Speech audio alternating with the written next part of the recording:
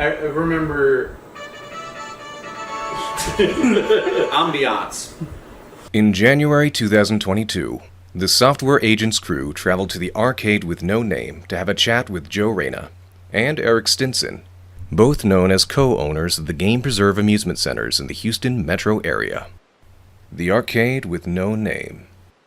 If you ever come across it, it will bring you great joy. Here are the highlights of their conversations. Hi everyone, I'm A.T. Gonzalez, and we're in the secret arcade with no name. I'm here with two big kahunas from the Game Preserve. Over here to my right is... I'm Erich Stinson. I'm one of the owners of the Game Preserve Arcade. And to my right, one of the other co-owners of the Game Preserve, Joe Reyna. Yeah, and I guess my first question for you guys is, where did the arcade collecting hobby start for y'all?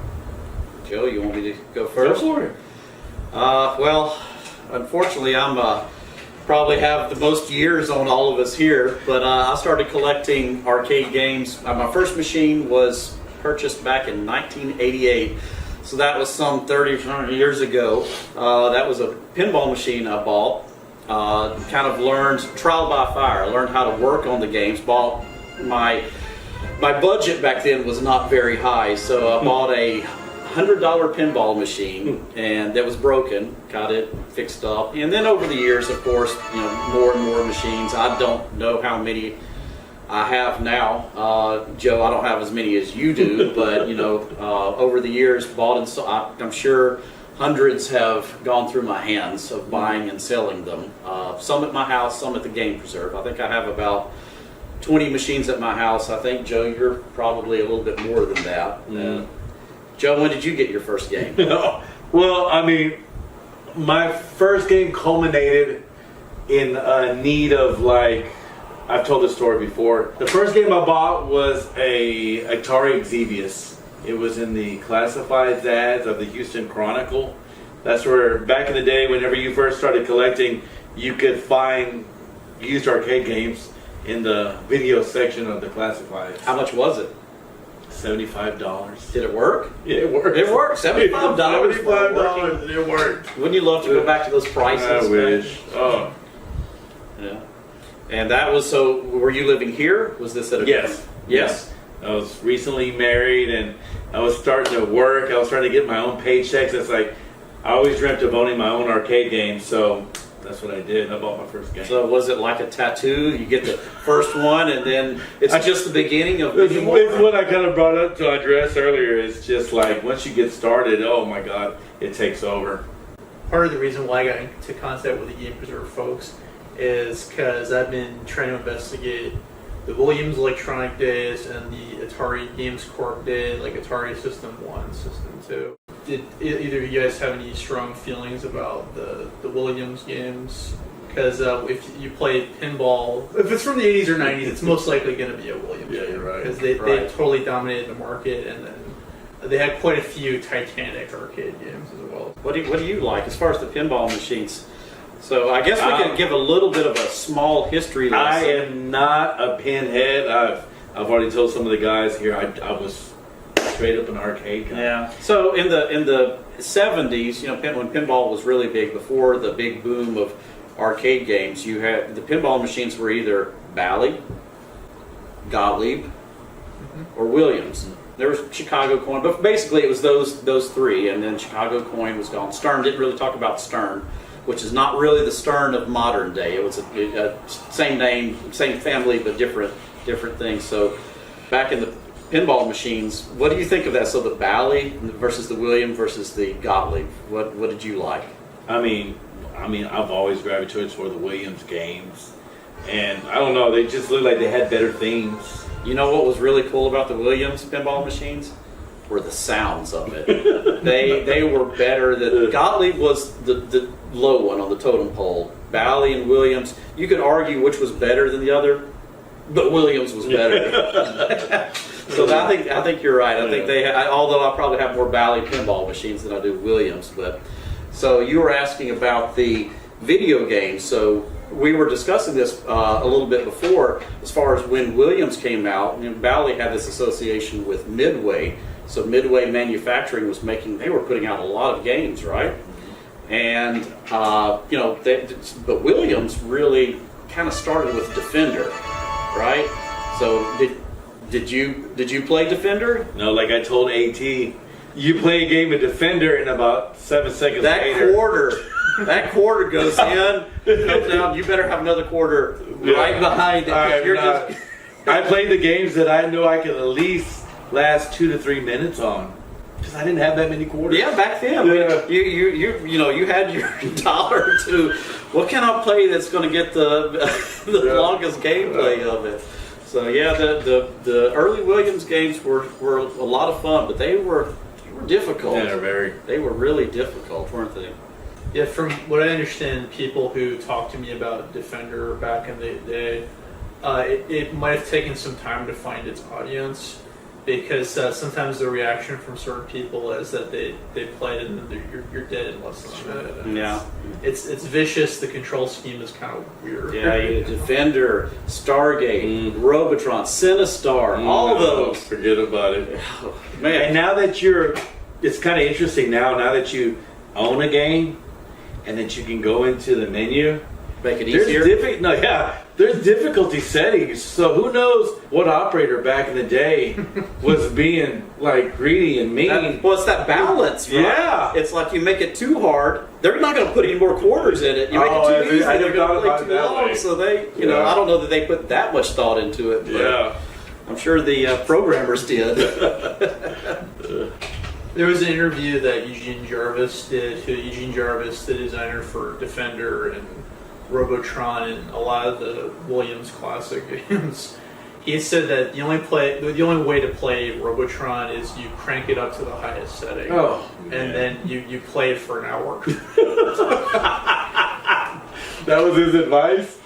Yeah, he says that's a warm-up session. For him? I guess so. Oh, wow. Every Robotron player that's really into it these days plays it at 10. You have to play the total maximum difficulty. Otherwise, you can just play it forever and it's not interesting. But at 10, it is a real nasty, mean game. No, Robotron is a great game, but it is difficult. And you grasp the concept of the game quickly. It's easy for anyone to jump on the game and understand what you're supposed to do, but it's a hard game. And you know, it starts off easy, but it gets hard quick. But what you're doing is fun. And you know, of course, they had Smash TV a few years later, which was essentially the same gameplay, but you know, just a kind of a different environment. But it's a fantastic game. Once you start getting a little bit better, it's very addictive. The hardware from Defender was plundered. That was the word Ken used. Plundered from the pinball division, and I found out recently that somewhere in the assembly code for Defender, the game checks to see how many pinballs are in it. Oh, really? I didn't know that. Yeah. You're blowing me away. Yeah, because it's something left over from the fact that it's the hardware is all pinball based for the. Essentially. What I didn't mention earlier is that I do a lot of the repairs and on the game, so I have a pretty strong electronics background, and the soundboards that are in a lot of those earlier Williams games are shared with the pinball machines. So you will hear, you know, if you're familiar with one of like Defender, and then you play one of the older Williams pinball machines, I know that sound. So they recycled a lot of those sounds. You know, this might be somewhat interesting. If you went to the Eugene Jarvis interview, one thing he said was when they were creating the sounds of these early Williams games, it was very random. He would go to his co-workers and say, "Give me some random numbers." You remember this at the interview? And he said, "Okay," and he would go plug that into his computer system, into the soundboard. Yeah, that sounds good, or not. And they would so many of those sounds were just randomly created, not by a musician, but just by plugging numbers into the computer system. Yeah, some kind of wave manipulation. One of our viewers pointed out that one of the sound effects from Mystic Marathon, it actually comes from Black Knight. Yeah, very, very much recycled.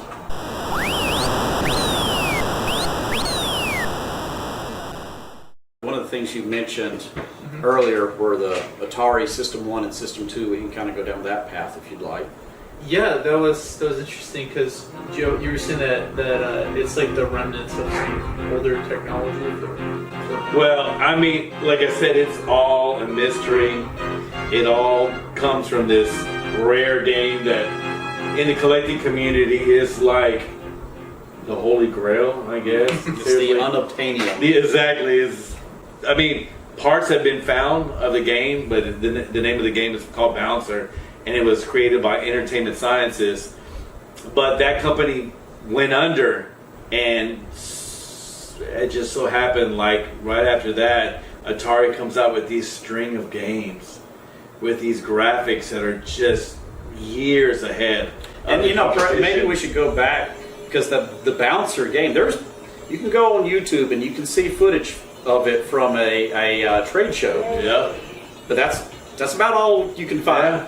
And the game existed, but the key factor about that was that it was, I would say, far superior to any game. Yeah, I mean, everything was 8-bit. I think that was a 16-bit game. The graphics were better. It had voice synthesis, which was not a new thing, but it's still, you could look at the gameplay and you could tell that it was better than some of the other stuff of the day. So the Atari System 1 came out. So before that, Atari, you know, there were all the, you know, like your Centipede, Dig Dug, et cetera, et cetera. But then they came out with the System 1. What was the first System 1 game? Do you know?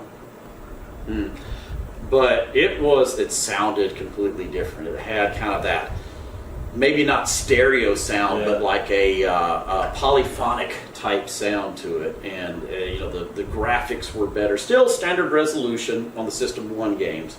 System 2, they came out with a higher resolution, medium res, but you've got a few over there that the camera can't see. You've got a 720 and a Paperboy, and they really did have, the sound of it was kind of, you know, one of the things that grabbed you. What do you like about those systems? You're right, the sound and the graphics, so neat. And Marble Madness, exactly. Roadrunner, Indiana Jones and the Temple of Doom. What was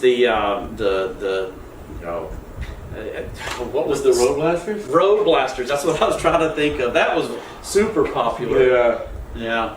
There were quite a few System 1 games. They made didn't they make a lot of conversion kits for those games as well? That's true. Yeah. So you'd get the cabinet. Did they have a generic cabinet for it? No, but you could kind of change, like Roadblasters. If it didn't get much play, you can drop in another kit into it, even though the foot pedal would still be down at the bottom. It was kind of neat too, because like they would have giveaways. Remember, like on the credits, like of Roadblasters, if you finished the game, like a T-shirt. Yeah, right? I know I never finished it, but you had a chance. Tubin, Roadblasters, all that stuff. You could actually get a T-shirt for beating the game back in the still day. get one? The Roadblasters one was like 2 months. I looked up into it. It didn't last long. I guess seeing the game preserves, that was, besides the Expo, that was the first time I'd seen a Bubbles in a while. Yeah. And then Mystic Marathon, when it was at the 2018 Expo, that was the first time I'd seen the game in about 19 years. There are a few other Williams games, like Joust 2, limited production, and then we were talking about Splat earlier. Splat, very limited numbers, and then another one called Inferno. Which forgot to talk about that one. Yeah, Turkey Shoot. That's another one. Yeah. Those last two, they're very unknown, it seems. Well, one thing I will say is that games that were limited runs like that, a lot of times there's a reason why they're limited runs. Often they're not that good compared to.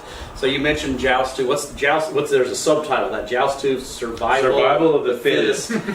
And you know, I think it talked where Joust didn't. But if you've played it, it's not that great. Or at least that's strictly an opinion. Nothing You don't more. like transforming into a Pegasus? I do not. You know, a lot of those games were, you know, that were low production. I've never played Turkey Shoot. That's a rare one. Sometimes you'll see a rare game because a company goes under, and that was just the last game they happened to make. But a lot of the situations where they just they made these and they put them out there in the real world, and the feedback was not real good. So they're like, okay, let's scrap this one, and it can mean that game becomes really valuable, or that people play it and they're like, oh, okay. Spy Hunter, great game. Spy Hunter 2? You can't even give it away. Not so much. You can't. So you mentioned Blaster, Joe. You've got a Duramold Blaster, and Joe, you're the historian. You probably know more about it than I do. But basically, it was a not a cast. What would you call that? It has a form. So it's a plastic. Yeah, it looks like a garbage can. It looks like a garbage can. Injection molded. That's what I was trying to think of. And I'm not really sure why they came out with that. Was it just because it was a smaller footprint, maybe cheaper to do than the maybe it was easy to convert and throw boards in it and stuff like that? I suspect it was just cheaper to produce once you had the mold for it. But now those things are super valuable.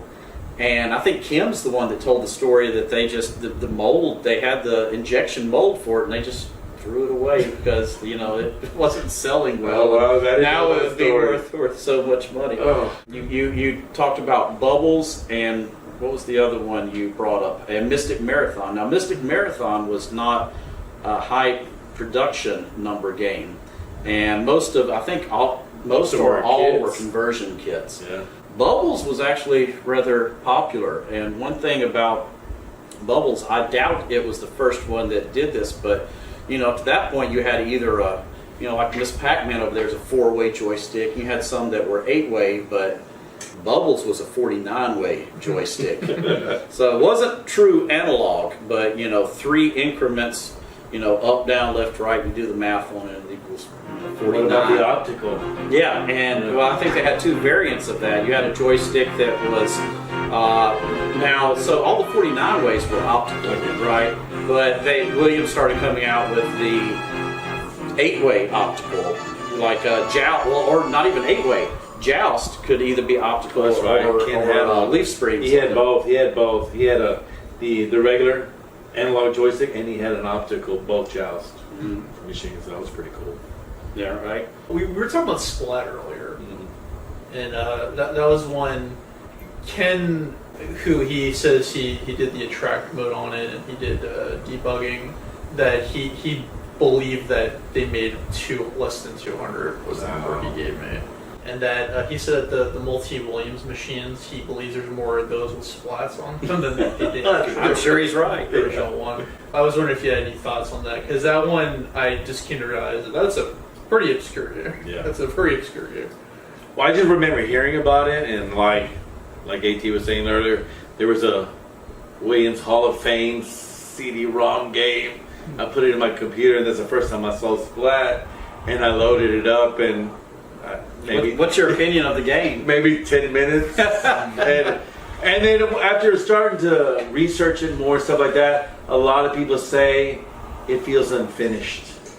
Like it was somewhat rushed and then put out into the market, but about that time things were declining, so it's just... But anyways, you can use that both ways. That made it more valuable, but it's still not a fun game. That really seems to hold true with most games that are rare. They're not as fun as the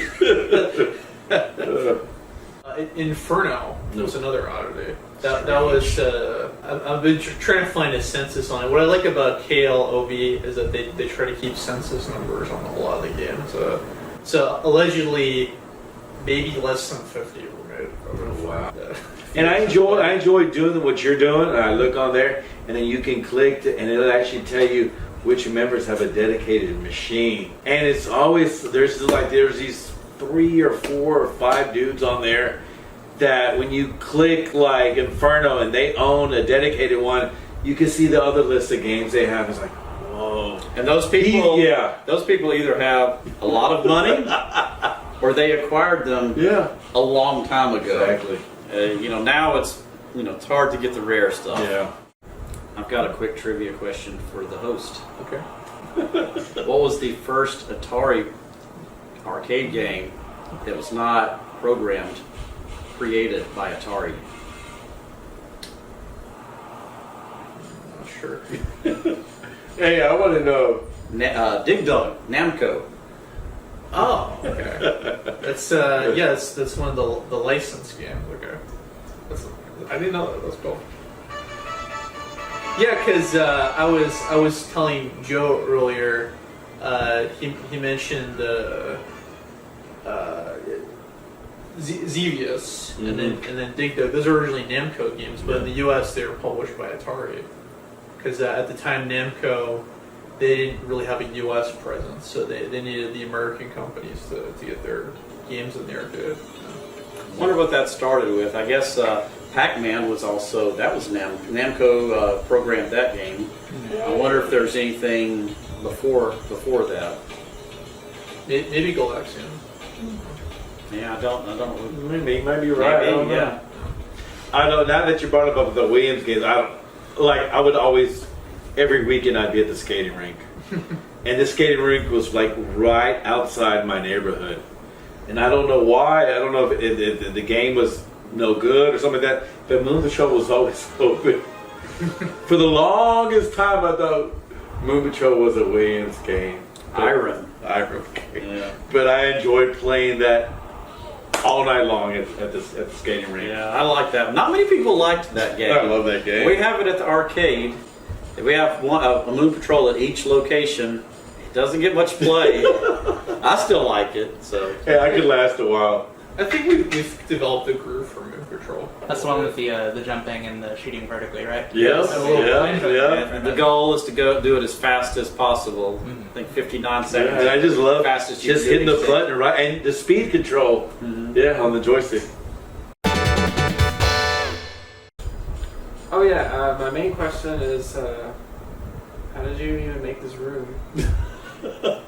Hey, well, the funny thing is, me and my wife, we're married. We had a house, and we're looking to purchase one, right?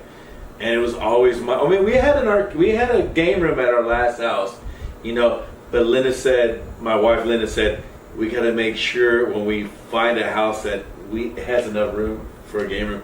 And just so happened this place came on the market, and it was perfect. So we envisioned it, into our game room, and little by little, kind of made it our own. And there's a really interesting story about why this room exists that may not be appropriate for this video. Well, let's just say the former owner had a lot of money, disposable money, and did a bunch of upgrades to this house. And this game room was like one of the upgrades. And when he went to jail, the house became available. Yes. Wow. 18. Oh boy. So, if it's appropriate, what did the room look like when you? It was actually like empty. it was like a living room. It had a couch, a couple of like dressers, and it had a telescope. I have no idea what the telescope was for. But I saw the space, I went, wow, I could really do something cool. And this is before we started the Game Preserve, and we went in and, we all got our games together and started an arcade for everybody. I just wanted like my own little arcade, and then this is what it became. Yeah, I'm jealous. I have a very You got small. a nice little setup. No, I like it. I have one formal dining room turned into an arcade area. It can hold 8 games. Then the garage has the rest of them. So it's not as nice as this. So you mentioned that you plan this out with your wife. You mentioned that you plan this out with your wife, but you didn't mention, does she play games? What's that relationship? Does she deal with it? Or Yeah, I mean, you'll catch her once in a while playing some Centipede. They always gravitate. The ladies gravitate towards those kind of games, the Donkey Kong, Centipede, and stuff like that. I'll catch her playing a game, but she really has gravitated towards a hobby. Not just like, she's been on pickups with me, finding games and going and picking them up. She's very supportive. She's a very supportive wife. And like that Mario that I have up there just for y'all to see, it's out of frame. Like she was bringing the kids home from school one day, and that was like sitting at a garage sale off the side of the road. She nearly caused like a 3-car accident, stopping because she went and got that Mario. So she really likes it. I'm proud of her for that. Well, now one point you brought up there, you said she likes to play Centipede. Wasn't Centipede kind of created to be a game, an arcade game that drew women in? Yeah, and was it programmed by one of the first female arcade programmers, Donna Bailey? Oh, awesome. Yeah. But what about it? Like attracts females? I don't know. It just even growing up at the skating rink, Miss Pac-Man. Yeah, you see a line of Jordache jeans there at the Miss Pac-Man. The girls play Miss Pac-Man. They love Centipede, Donkey Kong Jr. Yeah, they play that. Just kind of the real cute, colorful ones. They gravitated towards. So I thought it was cool. So when you met her, was she ever like playing stuff, or is it more like she kind of came? I always pick her brain. Yeah, I had to have an Atari. I had an Atari. I played it from sun up to sundown. I think we had an Atari and this and that. You know, they're not really into gaming. It was around, but like me, I mean, I lived for it. 24/7. Well, you and I are, about the same. We grew up in the '80s at the arcade. That's what you would see. You'd see all the guys playing the games, and if the girls were there, those were the boyfriends of the girls, right? Obviously exceptions, but that was the norm. So she's just more like cool and supportive. She's cool, supportive. Like, well, back in the day, I don't really search for games too much anymore. Back in the day when I was looking for games, we'd find one. There'd be one in Corpus Christi. So we pack up the truck and head on out to Corpus Christi or Austin. What's the furthest you've ever driven to pick up a game? Probably Louisiana. Yeah? Yeah. 5 hours? Yeah, 5-6 hours. You kind of want to keep it not too long of a road trip, but I mean, if the right deal came along, maybe. But yeah, it was. I've gone to Dallas to pick up a game, which is about the same. Brought quite a few back from South Carolina, but that's because I was already there. Maybe we could talk about that a little bit. Some of the interesting stories of buying games over the years. Told about some of that stuff earlier. Well, first of all, the way you acquire games now is a bit different than it would have been many years ago. Like you said, you found your first game in the classified sections of the newspaper, right? Mm-hmm. And that's really how you had to before the internet. There was no internet yet. And another thing, and this lasted for quite a few years. You would see this anywhere you went, but the local arcades in the mall. Oh, that was the best. It was pretty common to see an arcade put a sticker on the game and say, you can buy this and take this home for, and the prices were pretty good. It's right around Christmas time too. $200, $300, $400, oh, wow. And pretty good prices by today's standards. So you could get a game that way. Which I did. I bought them out of the mall. Did you? Yes. Yeah, and of course, now it's Craigslist or Facebook Marketplace. Everybody asks. That's something that a lot of people ask me. How do you get your games? And there's no one solid answer for that. It's any way you can, but a lot of it comes from establishing a network. Anybody that you talk to, you say, hey, if you know anyone that has an arcade game, and every once in a while it pays off. It does. Or you'll get a call, a year later from somebody. Hey, you said you like arcade games, right? Hey, there's one here, and either it's a great price or it's horribly priced because they went on eBay and said somebody's trying to sell one for this. And what's the most interesting way? Have you ever picked up any free games? Yeah. And this Miss Pac-Man right over here. My wife said, hey, I'm asleep. I think I used to work nights or something like that. And she was trying to wake me up. She said, hey, they're throwing away a Miss Pac-Man in the other neighborhood, adjacent neighborhood to mine. And I went, stop playing, whatever. No, she goes, no, seriously, they're throwing away. It's heavy trash. They're throwing one away. So then I'm sleeping, and there it goes. And then you're like, why not? I've already had the bug for a while, right? So then I hear thunder rumbling in the distance, and I said, I better go find out if she's telling me the truth or not. So I grabbed my little truck. I had a little truck, pickup back in the day that I used to go pick up games with. And I drove over there, and there was a Miss Pac-Man sitting there ready for heavy trash. Picked it up, brought it home, and they were throwing it away because the interlock switch, when you close the door, open, close it, there's a little switch that if it's not set right, the game won't turn on at all. It's like a safety mechanism.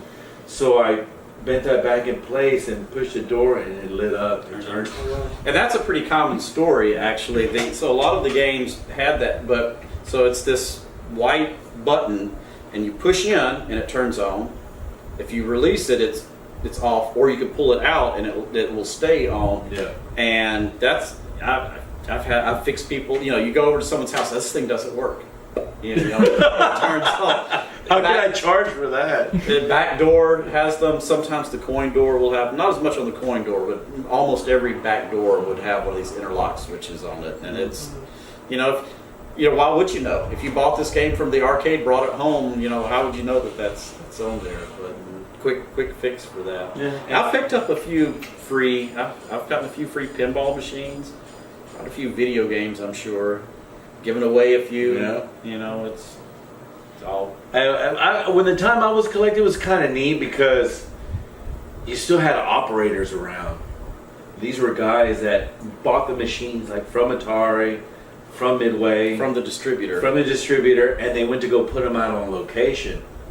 And I guess they had that bug too as well. They didn't throw nothing away. So whenever they would stop making money, they would pull that off route to the and warehouse. put a new one in its place. And that warehouse just bigger, Little by little, would just fill up. And I remember this one operator that I met, I think through the classifieds, the newspaper. I went over there and he saw how excited I was about games, and I bought maybe 2 or 3 games, which I still have. And 2 days later, he calls me. He says, "You need to get over here with your truck because I'm throwing away everything tomorrow." Yeah, and this is a whole storage unit full of games. So I go in my little Zuzu pickup. Made 27 trips. Exactly.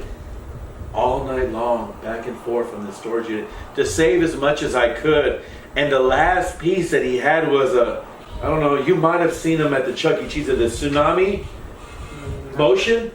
It's this big red bubble. The red Big yellow. globe. There's either a yellow bubble or a big red bubble. And it's on hydraulics. Oh wow. And there's a giant screen in front of you, and you can either play Beachhead or there's a roller coaster motion game. Yeah. It had like different games that you can load up into this machine. But this thing was so heavy. Me and my son, we tilted it onto my little truck and threw it into the back. And the tires popped. Almost. So I'm going down, I-45, going south, home, with like 2 of my tires not even barely touching the ground. It's dangerous, but Oh my I didn't want to let it go to the trash. I wanted it for myself. And So, back 15 years ago, it was common to find an operator that either went out of business or just like, okay, I've got to get rid of the old stuff. Now it's they've been picked through. they've been picked through. Still comes up every once in a Every once while, in a blue moon. but not as much. The price of the games, unfortunately. Luckily you and I were able to get a lot of stuff back when the prices were good, but they're not anymore. It's a shame, but it is what it is. Luckily we both have a lot of games that we were Got a able lot of to. memories. Right. Yeah. These are good. These are a good example. All these games here, double, triple. Oh my God. Oh man, but all good, right? And there's little tricks to the trade too as well. Like I'd be like some supermarket somewhere, and there's a game in the wild. You know what I mean?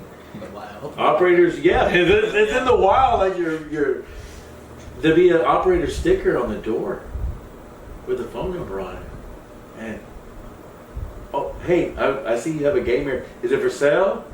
Oh no. Do you have any others for sale? Oh yeah, I got a little warehouse. And before you know it, you're visiting.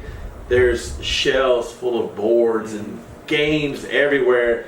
They might not be like vintage dedicated machines, they've converted games and stuff like that. You just don't know what you'd find back in the day. Now, and the only part about that is some of the operators, well, you have your distributors and you have your operators. So like the distributors just strictly sell the games, and the operators, you buy them, put them on location, and make them. Well, an operator, sometimes they're really suspicious of what you're trying to accomplish, because then they may be thinking, well, is he another operator? Is he going to buy this game and put it on location? And so you have to make sure they understand that you're just a collector, nothing more, nothing less. And even then, sometimes they won't believe you. Oh, man. So it's not like arcade owners, but it's people trying to sell the games that know a lot about the games. Well, trying to clarify the operator. So the arcade, there's a couple of different categories there. If you go to, your Timeout or Tilt or whoever, that's a huge corporation, and everything that they do is kind of internal. Who's left in the I guess Dave and Buster's. Dave and Buster's, Those yeah, are Chuck kinda E. Cheese. There was like a main event. Yeah. Yeah. So you have those, and you're never going to get anything from them. It's the smaller, but a lot of the smaller ones would still have a operator that puts the games in.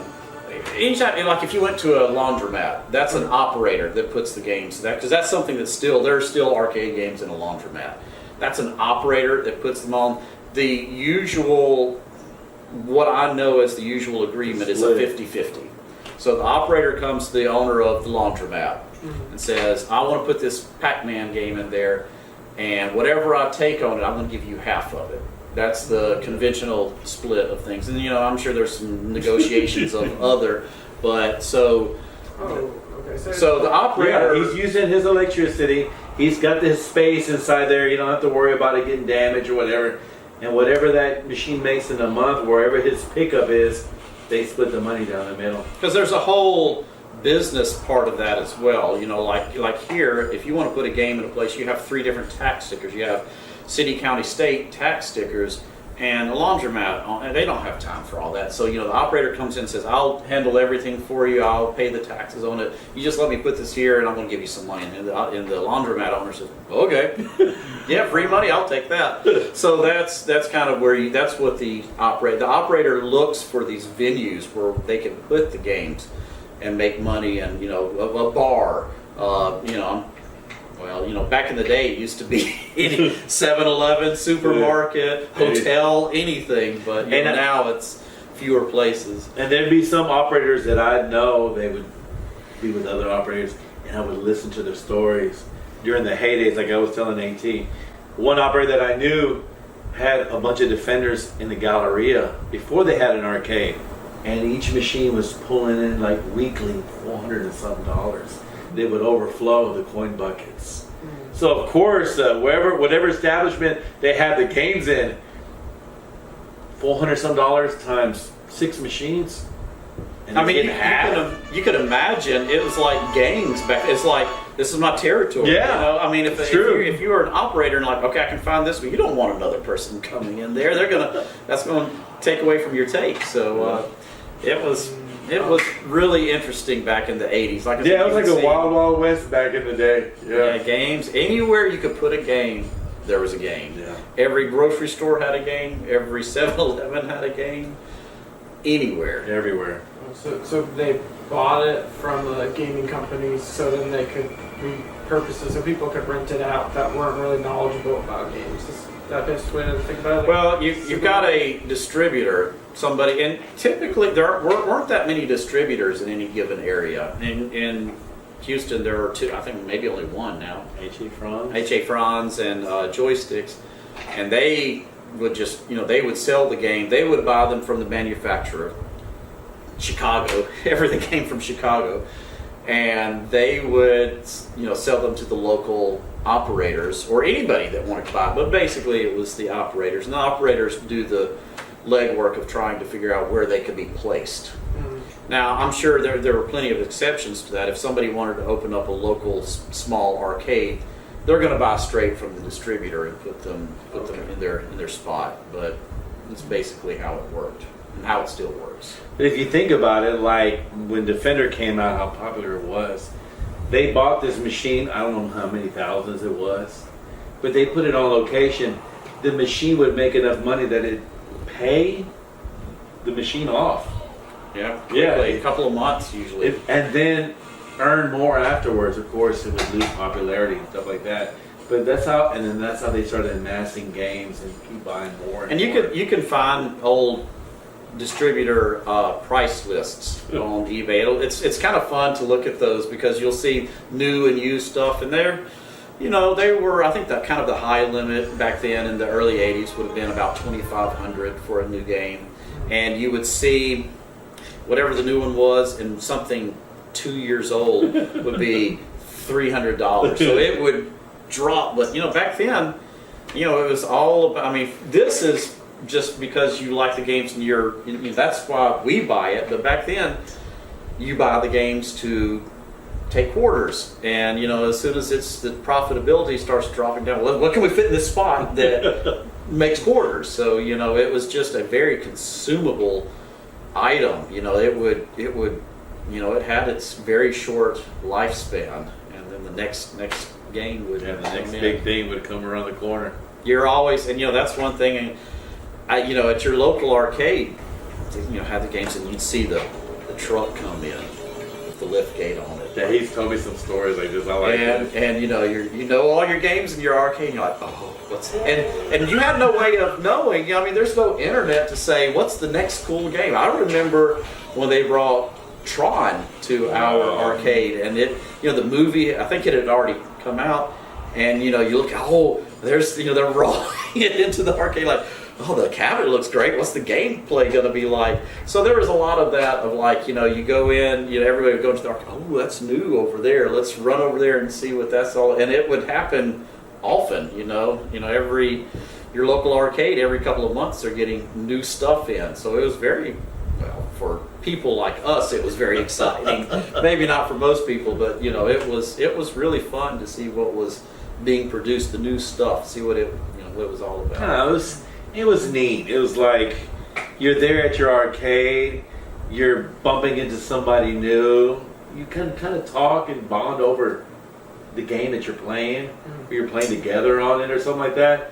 So it was kind of neat. It was very social. Yeah, there's a social aspect to classic gaming compared to the talking over the internet at home and your lazy boy. Not that there's anything wrong with that, but it was different than what it is now with the at home gaming. You know, both have their merits. Yeah. Like, how often do you think you'd go to an arcade? As much as possible. Any spare, of course, it's just like anything else. The people that were into it were into it. Gosh, for me, it was almost daily. Joe, I'm not going to speak for you, but for me, it's also a product of, did I have any money? No, it's not. No, it wasn't. It was not a product of it, because I would go if I didn't have money. I would go there just to hang out. How many times do you go check the coin slots? Are there any quarters? You get it lucky break. There's a credit left on the machine. Go mow a yard for $5 and then straight to the arcade. Oh man! Like, what age were you there the most, do you think? Because when you're too young, I mean, you have to ask your parents, and they probably wouldn't let you go. Yeah, I probably started going when I was 13-ish. I was fortunate in that I had an arcade that was within distance of walking or riding my bike. So, and it was a nice one. So, honestly, if it wasn't for the geography of it, I don't know if my life would have been a bit different. So, Sam, it's impossible for me to describe to you how different it was back then. I mean, it was almost like, you were kind of like on your own back then. Yeah, and it was okay. Yeah. Your parents were working and stuff like that. You kind of like did your own thing. You took care of yourself. And you would go off on an adventure. Yeah, I'd walk to the mall. Yeah, the mall would be like maybe 5-6 miles from my house. I'd walk there. We had a couple convenience stores in the neighborhood. I can name every arcade game that was in all of those. We'd hang out there, but you would just, like, from sun up to like dusk, you're kind of running the streets and doing what you like. Our stories are not unique. That's just the way it was back then. Yeah. You know, everyone. So 10, like 81, 82, 83, 84. Discovering girls, gaming was not that much more important after that. But like in those years, 11, 12, 13, 14, I was at the arcade as much as I could be. If I wasn't at the arcade at the mall, I was at the convenience store playing Karate Champ at 7-Eleven, you know, with a friend of mine. You know what I mean? Or we'd be at another convenience store playing games, buying some candy and a Coke and just, you know, just hanging out. Yeah. Yeah. Well, like you said, at some point you got a little older, and then It's so weird. Yeah, I'm not gonna lie to you. There's like a switch there. You know what I mean? Like, Yeah. you're saying that you got interested in the girls, but like, when do the games come back? There you go. And that's when me, you, and even we bonded with Miller. Street Fighter.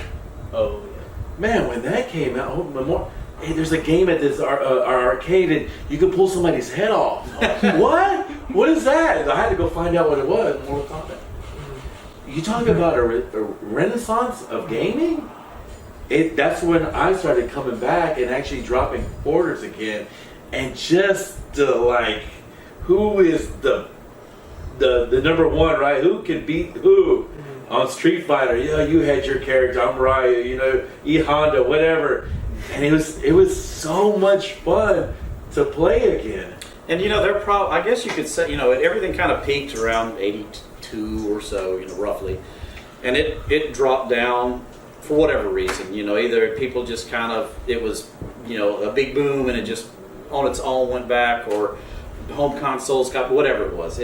But you know, so you know, mid 80s, late 80s, it really dropped down. But you know, there was a resurgence in the 90s, and I think it was the fighting games, the Mortal Kombat. Mortal Kombat was huge everywhere. A lot of those games were really, you know, really brought things back. I wish I was good at that stuff. I mean, I wasn't the best, but I enjoyed playing. I remember going to a place on 45 near my house called Super Track, and they had a second floor, and they had maybe about 15 Mortal Kombats. Oh wow!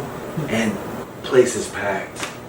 Everybody challenging, putting their quarter up. I got next and stuff like that. And it was really neat to see who was the guy that could stay on the longest. You know what I mean? You try to knock that guy off. It was really neat. So there was one thing back in the 80s that you would see a lot of times, especially in the arcades in the mall. You didn't really see after this, but they would take a second monitor, like a wood grain cabinet thing, and put it on top of it, so they get the new game in, and whatever it may be, and you know, everybody's, you know, what's that? You know, let's watch it. So they put the monitor, so the person is playing the game, but everybody else is, you know, crowd of 10 people watching the monitor to see what was going on. And it was, you know, it was great because it just built the hype up. So you're like, well, I want to play next. Of course, you talked about putting you know, that was, of course, the big thing back then, you know. Well, I've got next, so you put your quarter up on like a pinball machine here or whatever, you know, put it on and, you know, it wasn't uncommon to see just a whole bunch of quarters. Everybody knew their place. Yeah. And nobody, there was some sort of like, Respect. yeah. They just, that was your quarter. They knew that was your game, and you had next. So, yeah, I've heard that there was quite a bit of like a culture with that fighting game stuff. There were people just there all the time, just grinding it out to be the best. yeah. I know that you mentioned like some of the online stuff. It feels like detached, or there's not much of a community, but it's one of the reasons we're into fighting games, because usually it winds up becoming more competitive when you're next to somebody, and that's like one of the few genres I think right now that they really encourage you to meet somebody, and most people feel like there's just not that experience if you're not near someone. Like with some of the shooting stuff, you could be with somebody but maybe not on the other side, but there's just something about you playing a fighting game and they're right next to you. Yeah, it's really neat. It's and I don't mean to say, I don't mean good versus bad. It's just, they're just different. Oh yeah. It's a different thing, and you know, I really did like the social, you know, I'm going to kind of go off on a tangent here. You're talking about the social component of this. Well, almost all of my friends in Houston are other arcade collectors like myself. That's how I met Joe, and now most of the people that I know we're all in this family of collectors that enjoy the same thing. It's sadly when we get together, we don't play games. We talk about the good old days, but it's once again it's a social component of it. We all have similar interests, so we talk about it, and but that's it's made some really good friends from that, as I'm sure you do online. Have you met any? Have you played with anyone online and then later met them in person? Not really. I actually more like to do that in person events. That's cool. Yeah, that's great. Usually, maybe you might meet an online friend through a game, but then it just kind of dissolves because you don't get to see them. But it was nice to go. Sometimes they have the fighting game tournaments and whatnot. That's what I enjoyed too. At the Preserve, we would do like a Street Fighter tournament, and once in a blue moon, he would bring out this little community, and I'd have a blast. I mean, who cares if I won or if I didn't win, right? But we had so much fun hanging out, talking about your character and this and that. It's really neat. A lot of the local video game stores have started doing that. Okay, Wednesday night we're going to have a Smash Brothers competition. And I love that that's going on because once again it brings the social component back into it. Yeah, I think that's one of the best games right now because there's that competitiveness to it, but also that game really tries to celebrate all of gaming. So like you could play it and then you'd be like, oh yeah, so I'm like that's Pac-Man. And the kid can try to explain. Who's that? The kid can try to explain what Pokemon he's playing and doing. Mr. Game & Watch. I love all that stuff. Yeah. It like brings like that history, but also that competitiveness, and that scene for sure is all about like people just getting together.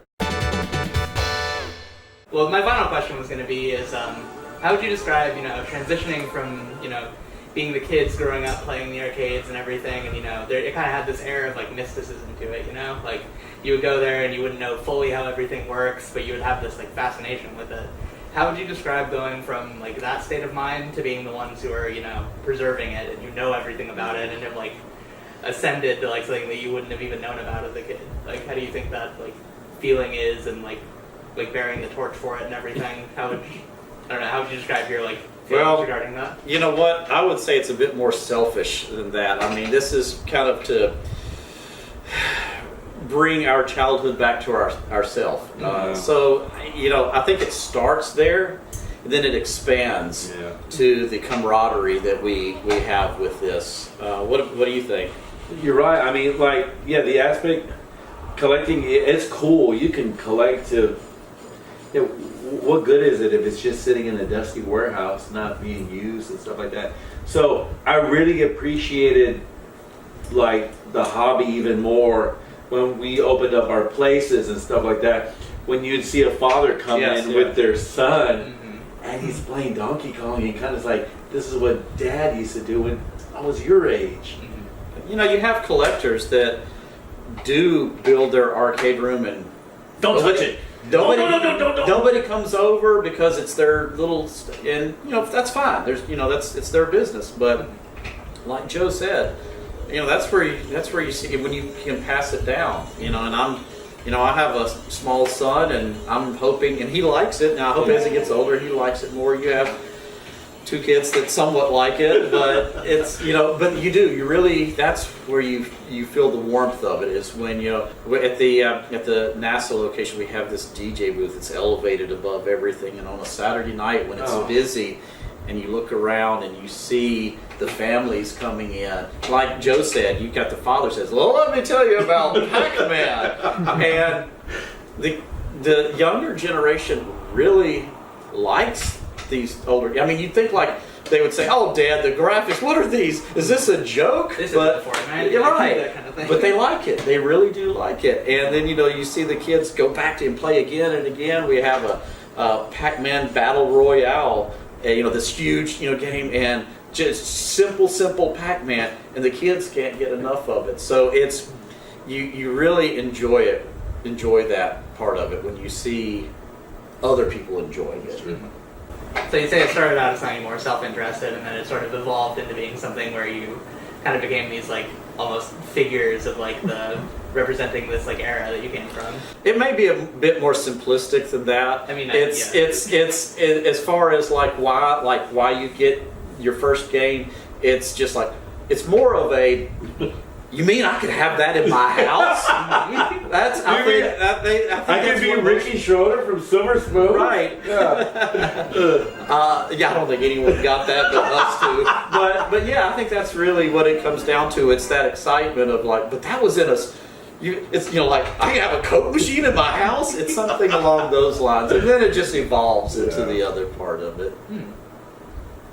But yeah, I think that's amazing that you guys are doing this, and I think it helps to, like what the Game Preserve is saying that it's going to do, going to preserve the games. So, and I think you guys are doing a great job of it with all your setups and everything. So, yeah, Thank you. It's great to see. Thank you so much. Maybe we could turn this into a commercial. Come see us here in Houston.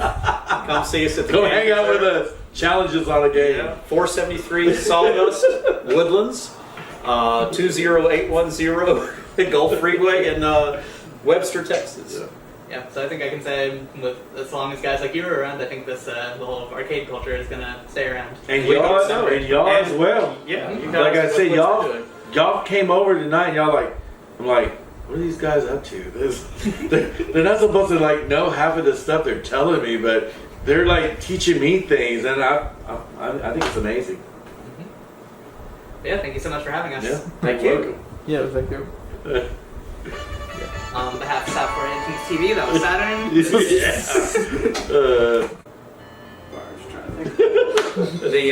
Sam's a perfectionist. Yeah, you nailed it.